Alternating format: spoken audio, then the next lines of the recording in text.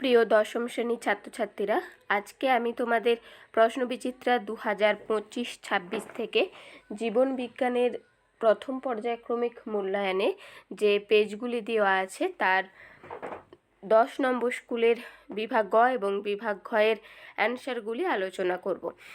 আগের সমস্ত অ্যান্সার আগের পেজের আগে দেওয়া আছে, তোমরা প্লেলিস্ট চেক করে দেখে নিতে পারো। আর সমস্ত শর্ট কোশ্চেনের অ্যান্সার একসাথে দেওয়া আছে, তোমরা চাইলে প্লেলিস্ট চেক করে দেখতে পারো। চলো তাহলে শুরু করা যাক। প্রথম কোশ্চেন আছে, কৃষিক্ষেত্রে কৃত্রিম হরমোনের দুটি ভূমিকা লেখো বা দুটি ব্যবহার। শাখা কলম থেকে নতুন উদ্ভিদ সৃষ্টি করতে আগাছানাশক হিসেবে এবং বীজবিহীন ফল উৎপাদনে কৃত্রিম হরমোন ব্যবহার করা হয়। ডিটেলসে তোমরা দেখে করে নিও। এরপর দুয়েরটা আছে, অ্যাড্রিনালিনকে সংকটকালীন হরমোন বলে কেন? দেখো, রাগ, ভয়, মানসিক চাঞ্চল্য বা আবেগ বেড়ে গেলে অ্যাড্রিনালিন স্নায়ুতন্ত্রকে প্রভাবিত করে ও রক্ত চলাচল বাড়িয়ে উত্তেজনাকে কমিয়ে দেহকে বিপদমুক্ত করে, তাই এটি আপদ বা সংকটকালীন হরমোন নামে পরিচিত। এরপর 3 দাগের কোশ্চেন আছে, উপযোজন কাকে বলে?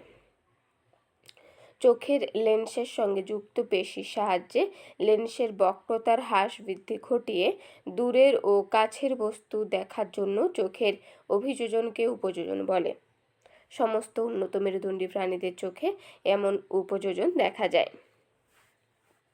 এরপর 4 কোশ্চেন আছে, কবজা সন্ধি ও অচল সন্ধির উদাহরণ।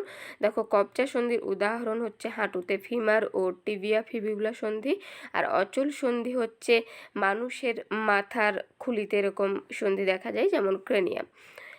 এরপর আছে 5 দাগ, স্যাটেলাইট কি? কোনো কোনো ক্রোমোজোমের গৌণ খাঁজের শেষে ছোট গোলাকার বা দণ্ডাকার অংশ দেখা যায়, একে স্যাটেলাইট বলে।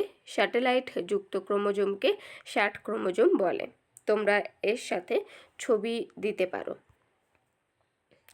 6 আছে, মিওসিসকে হ্রাস বিভাজন বলে কেন? মিওসিস কোষ বিভাজনে মাতৃকোষের অর্ধেক ক্রোমোজোমযুক্ত অপত্য কোষ গঠিত হয়, অর্থাৎ অপত্য কোষে মাতৃকোষের ক্রোমোজোম সংখ্যা হ্রাস পায়, তাই একে হ্রাস বিভাজন বলে। এর সাথে আমি যে ডায়াগ্রামটা দিয়েছি তোমরা এটা দেওয়ার চেষ্টা করো। এরপর দেখো, বিভাগ ঘ এ 4-2 কোশ্চেন, ন্যাস্টিক চলন কাকে বলে?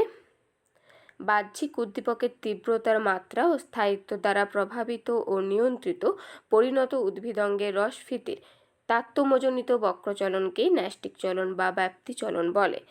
ন্যাস্টিক চলনের 3 রকম ন্যাস্টিক চলন ব্যাখ্যা করতে বলেছে। দেখো, একটা হচ্ছে ফটোন্যাস্টি, মানে আলোর তীব্রতা অনুযায়ী যে চলন হয়, যেমন সূর্যমুখী, পদ্ম, শালুক প্রভৃতি ফুল দিনের তীব্র আলোয় ফোটে, কম আলোকে বন্ধ হয়ে যায়। আবার সন্ধ্যামালতী, জুঁই প্রভৃতি ফুল রাতে আলোর অনুপস্থিতিতে ফোটে, কিন্তু দিনের বেলায় মুদে যায়। এরপর আছে থার্মোন্যাস্টিক চলন বা তাপব্যাপ্তি চলন, অর্থাৎ উষ্ণতার প্রভাবে বা উষ্ণতার তীব্রতার দ্বারা প্রভাবিত চলনই হচ্ছে থার্মোন্যাস্টিক চলন। যেমন টিউলিপ ফুলের পাপড়িগুলো অধিক উষ্ণতায় ফোটে এবং কম উষ্ণতায় মুদে যায়। এছাড়া আছে সিসমোন্যাস্টি বা স্পর্শব্যাপ্তি চলন। স্পর্শ, ঘর্ষণ, আঘাত, বায়ুপ্রবাহ প্রভৃতি উদ্দীপকের তীব্রতার প্রভাবে উদ্ভিদ অঙ্গের যে ন্যাস্টিক চলন হয় তাকে সিসমোন্যাস্টিক বা স্পর্শব্যাপ্তি চলন বলে। যেমন লজ্জাবতীর লতার পাতা স্পর্শ করা মাত্র পাতার পত্রগুলি নুয়ে পড়ে। এরপর আছে অথবার কোশ্চেন, ইনসুলিন হরমোনের উৎস ও কাজ লেখো। ইনসুলিন হরমোন অগ্নাশয়ের আইলেটস অফ ল্যাঙ্গারহ্যান্সের বিটা কোষ থেকে ক্ষরিত হয়। ইনসুলিনের কাজ হচ্ছে এইটি পলিপেপটাইড হরমোন, যা গ্লুকোজ বিপাকের মাধ্যমে রক্তের গ্লুকোজের স্বাভাবিক মাত্রা বজায় রাখে। অর্থাৎ মেন কাজ কিন্তু ইনসুলিনের রক্তে গ্লুকোজের পরিমাণ হ্রাস করে। দ্বিতীয়ত, গ্লাইকোজেনেসিসের মাধ্যমে রক্তের বাড়তি গ্লুকোজকে গ্লাইকোজেনে পরিবর্তিত করে যকৃত পেশিতে জমা রাখে। এছাড়া ইনসুলিন নিওগ্লুকোজেনেসিসে বাধা দেয়, প্রোটিন ও ফ্যাট বিপাকে সাহায্য করে ইত্যাদি। এর সাথে দেখো আছে অন্তর্বাহী স্নায়ু ও বহির্বাহী স্নায়ুর পার্থক্য। অন্তর্বাহী স্নায়ু গঠন হিসাবে সেন্সরি বা সংজ্ঞাবাহ নিউরন দ্বারা গঠিত অন্তর্বাহী। বহির্বাহী মানে আমাদের স্নায়ুকেন্দ্র থেকে অর্থাৎ মাথা থেকে যে নির্দেশটা স্নায়ুর মাধ্যমে কারকে পৌঁছায় সেটা বহির্বাহী স্নায়ু। এটা মোটর বা আজ্ঞাবহ নিউরন দ্বারা গঠিত। প্রকৃতি গ্রাহক থেকে উদ্দীপনা গ্রহণ করে আর বহির্বাহী কারকে কার্যকরী নির্দেশ প্রেরণ করে, অর্থাৎ গ্রাহককে উদ্দীপনাটা গ্রহণ করে মস্তিষ্কে পাঠায় অন্তর্বাহী স্নায়ু আর সেখানে আজ্ঞাটা প্রেরণ করে বহির্বাহী স্নায়ু।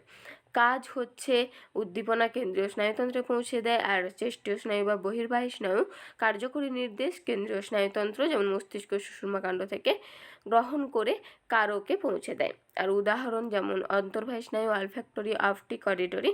আর বহির্বাহী স্নায়ুর উদাহরণ হচ্ছে অকিউলোমোটর, ট্রক্লিয়ার, হাইপোগ্লসাল ইত্যাদি। এখানে অপটিক স্নায়ু, অডিটরি স্নায়ু, অলফ্যাক্টরি স্নায়ু সবই আমাদের জ্ঞানেন্দ্রিয় অর্থাৎ নাক, চোখ এবং কানের সাথে যুক্ত। যেমন অপটিক স্নায়ু চোখের সাথে, অডিটরি কানের সাথে এবং অলফ্যাক্টরি নাকের সাথে। এখান থেকে শর্ট কোশ্চেন আসতে পারে, তাই বলে দিলাম। এরপর 4-3 সেন্ট্রোমিয়ারের অবস্থান অনুযায়ী ক্রোমোজোম কয় প্রকার ও কী কী? সেন্ট্রোমিয়ারের অবস্থান অনুসারে ক্রোমোজোম কয়েক প্রকার। টেলোসেন্ট্রিক সেন্ট্রোমিয়ার ক্রোমোজোমের এক প্রান্তে অবস্থান করে। অ্যাক্রোসেন্ট্রিক সেন্ট্রোমিয়ার ক্রোমোজোম প্রান্ত থেকে ঈষৎ দূরে থাকে, ফলে একটি বাহু খুব বড় এবং অপরটি খুব ছোট হয়। সাব মেটাসেন্ট্রিক সেন্ট্রোমিয়ার মধ্যভাগের ঈষৎ নিচে বা ওপরে অবস্থান করে আর মেটাসেন্ট্রিক মাঝখানে থাকে, অর্থাৎ টেলোসেন্ট্রিক এক প্রান্তে থাকে, অ্যাক্রোসেন্ট্রিক এক প্রান্ত থেকে সামান্য দূরে থাকে, আর সাব মেটাসেন্ট্রিক প্রায় মাঝে থাকে, আর মেটাসেন্ট্রিক মানে একদম মাঝে থাকে। দেখো এখানে ছবি দেওয়া আছে, দেখলে বুঝতে পারবে, ছবিগুলো আঁকার চেষ্টা করো। এরপর আছে কোষ চক্রের ইন্টারফেজ দশার সংক্ষিপ্ত বর্ণনা দাও। দেখো ইন্টারফেজ আমরা জানি 3টি দশায় হয়, প্রথমে G1, তারপরে S, তারপর G2। এখানে G1 দশায় কী হয় বা G1 দশার বৈশিষ্ট্য, S দশার বৈশিষ্ট্য এবং G2 দশার বৈশিষ্ট্য দিয়ে দিয়েছি, তোমরা দেখে নিও। মেন দেখো ইন্টারফেজে G1 দশায় কিন্তু পরবর্তী কোষ বিভাজনের জন্য প্রয়োজনীয় মাইটোকন্ড্রিয়া, গলগি বডি, আর এছাড়া ডিএনএ প্রতিলিপিকরণের জন্য প্রয়োজনীয় উৎসেচক, প্রোটিন ইত্যাদি খরিত হয়। ইন্টারফেজের এস দশায় মেন কাজ কিন্তু ডিএনএর প্রতিলিপিকরণ হয়। আর ইন্টারফেজের G2 দশায় ইন্টারফেজের শেষ দশা, যেখানে সাইটোপ্লাজমের বিপাক হার দ্রুত হয়। কোষ বিভাজনের জন্য প্রয়োজনীয় এটিপি, বিভিন্ন প্রকার আরএনএ এবং উৎসেচক ও প্রোটিন সংশ্লেষ হয়। এরপর আছে দেখো অথবার কোশ্চেন, উদ্ভিদে কোষে সাইটোকাইনেসিস কীভাবে ঘটে? উদ্ভিদ কোষে কোষপাত বা সেল প্লেট গঠনের মাধ্যমে সাইটোকাইনেসিস ঘটে। কোষের মাঝ বরাবর বিভিন্ন সাইটোপ্লাজমীয় বস্তু যেমন ফ্রাগমোপ্লাস্ট সঞ্চিত হয়ে কোষপাত গঠিত হয়, যা কোষ প্রাচীরের দিকে ধীরে ধীরে প্রসারিত হয়ে মাতৃকোষটিকে দুটি অপত্য কোষে বিভক্ত করে। দেখো এখানে ছবিও দেওয়া আছে। প্রথমে দেখো নিউক্লিয়াস বিভাজিত হয়ে দুটি দিকে গেছে, তাই নিউক্লিয়াস দুটো আছে। তারপরে দেখো মাঝখান থেকে একটু কোষপাতের মতো তৈরি হচ্ছে, যেটা পরিধির দিকে থেকে তৈরি হয়ে কেন্দ্রের দিকে যাচ্ছে। এরকম কোশ্চেনও কিন্তু দেয়, উদ্ভিদের সাইটোকাইনেসিসে বিভাজনটা পরিধি থেকে কেন্দ্রের দিকে হয় না কেন্দ্র থেকে পরিধির দিকে হয়। তোমরা আমাকে কমেন্ট করে এই উত্তরটা কিন্তু জানাতে পারো। দেখো এরপর এই 10 নম্বর স্কুলের শেষ কোশ্চেন আছে, মেটাফেজ প্লেট বলতে কি বোঝো? দেখো বেমের বিষুব অঞ্চলে ক্রোমোজোমগুলো একটি তলে সাজানো থাকে, একে মেটাফেজ প্লেট বলে। এটা তোমরা দিতে পারো। আর একটু যোগ করবে যে কোষ বিভাজনের মাইটোসিসের মেটাফেজ দশায় এটা ঘটে। দেখো 10 নম্বর স্কুলে যে বিভাগ গ এবং বিভাগ ঘ এর কোশ্চেনগুলি ছিল সেগুলি আমি আলোচনা করে দিলাম। তোমাদের ভালো লাগলে বা যদি উপকার হয় তাহলে সাবস্ক্রাইব করে রেখো। আমি কিন্তু এইভাবেই দ্বিতীয় পর্যায়ক্রমিক মূল্যায়নেরও শর্ট কোশ্চেন এবং বড় কোশ্চেনের অ্যান্সার সবই দিতে থাকবো। আর 11 নম্বর স্কুলটা বাকি রয়ে গেল, আমি পরীক্ষার আশা করি সকলেরই সামনেই, তাই পরীক্ষার আগেই দিয়ে দেওয়ার চেষ্টা করছি, কালকের মধ্যে দিয়ে দেব।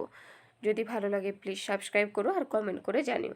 চলো আজকে তাহলে এই পর্যন্তই।